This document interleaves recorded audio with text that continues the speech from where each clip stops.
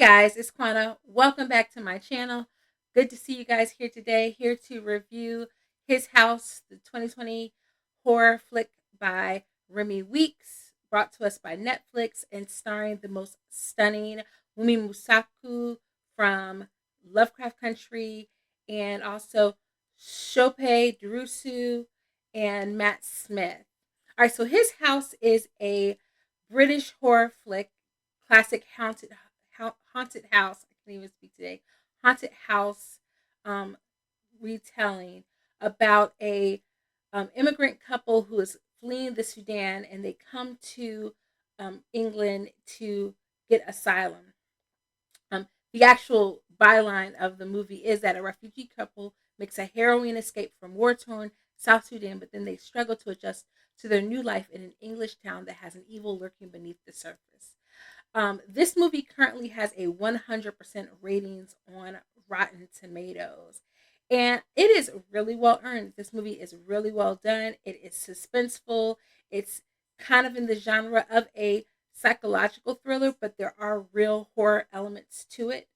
And it's very well done. The acting is superb. And there's a lot of things that work really well in this movie. Um, the movie follows this couple that is fleeing the South Sudan. Along the way, they face hardship, they face loss, and they arrive in England where they are seeking asylum. Their asylum status is temporary, and they're given a place to stay and only £74 a month, which I was like, wait a second, I have been to London. £74 is nothing. How am I supposed to live off of £74 a month? But they're given a home, and their marching orders are to be normal, to stay there, to become citizens, to learn how to navigate life in this new place until you find out if you have achieved asylum.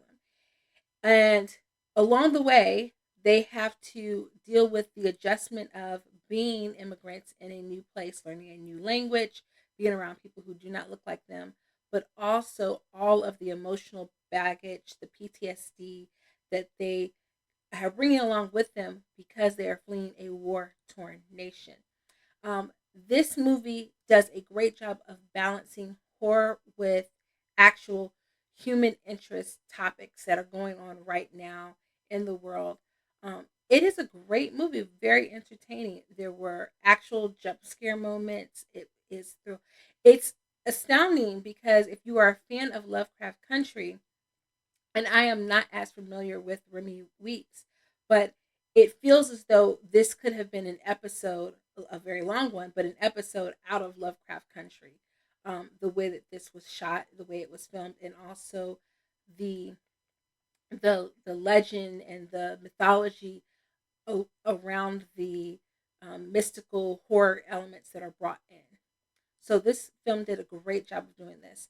Um, Great use of silence. The use of silence, it kind of reminded me a lot of films like A Quiet Place, where they play up the element of silence to disarm the audience. I thought it did that very well. At first, I was a little taken aback by it, and I kept thinking, oh, there's not enough dialogue in this. This is kind of like feeling like, this is not very well written because there's not a lot of dialogue. But then it actually made a lot of sense, the use of silence, because this couple who's coming from a new country would really struggle with language, the language barriers that they face outside the home, but also inside the home as they try to navigate whether or not to maintain their language or whether or not to let that language go. And so I thought that that actually made the silence elements of the film work really, really well.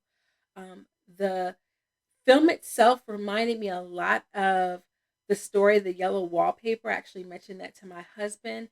And I've taught that story quite a few times and read it a lot in high school and in college. So it reminded me a lot of that in terms of the psychological elements of it.